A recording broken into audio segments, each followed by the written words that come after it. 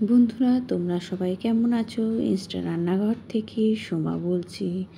আজকে নিয়ে এসেছি হচ্ছে মাছের মাথা দিয়ে মুড়ি ঘন্ট। সবাই হয়তো আমরা কম বেশি ভালোবাসি,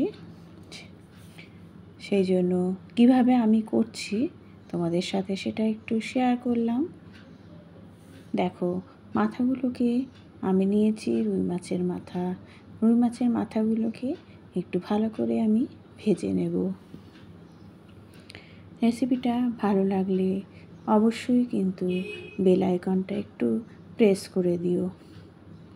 যারা নতুন আছো আর যারা বন্ধু আমার আছো তারা অবশ্যই পুরো রেসিপিটা দেখার অনুরোধ রইল।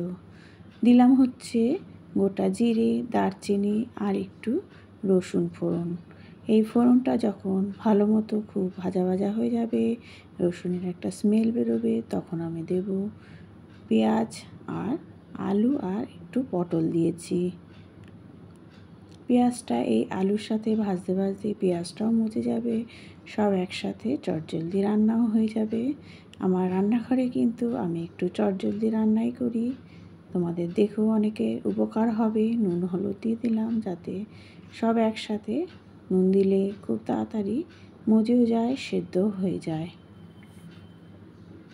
এটা ঢেকে ঢেকে আমি রান্না করছি। তারপরে দিয়ে দেব হচ্ছে জিরে আর ধনের গুঁড়ো। দিয়ে দেওয়ার পর একটু আদা দিয়ে দিচ্ছি। আদা দিয়ে মশলাটা কষাচ্ছি। মশলাটা কষানোর সাথে সাথে কিন্তু আমি যে মাথা ভেজে রেখেছিলাম সেটাও দিয়ে দিলাম। মাথাগুলো মশলার সাথে সব একসাথে আলুর সাথে ভালো মতো আবার কষিয়ে নিচ্ছি। কষানো ভালো মতো হয়ে গেলে দেব হচ্ছে একটু জল। পরিমাণ মতো জল দিতে হবে, কারণ হচ্ছে এখানে মুড়িঘণ্ট হবে। দেখতে থাকো পুরোটা, তাহলেই বুঝতে পারবে খুব সুন্দর একটা সুস্বাদু রান্না রেডি হয়ে যাবে। এটা আমি ঢেকে বসিয়ে দিচ্ছি। তারপরে আরেকটা কড়াইতে স্লাইড তেলের মধ্যে দিয়ে দিলাম গোবিন্দভোগের চাল। গোবিন্দভোগের চালটা কিন্তু আমি একটু ভেজে নিচ্ছি। যেহেতু গোবিন্দভোগের চাল একটু নরম হয়ে যায়, খুব তাড়াতাড়ি সেদ্ধ হয়ে যায়, সেই জন্য আলুটা আমি একটু সেদ্ধ হয়ে গেলে, আদৌ সেদ্ধ হয়ে গেলে তারপরেই আমি এই চালটা দেব। চালটা ভেজে নিয়ে দেবে, তাহলে দেখবে খুব ভালো একটা স্মেলও আসে মুড়িঘণ্টে, আর পুরো নরমও হয়ে যায়, খুব তাড়াতাড়ি সেদ্ধ হয়ে যায়।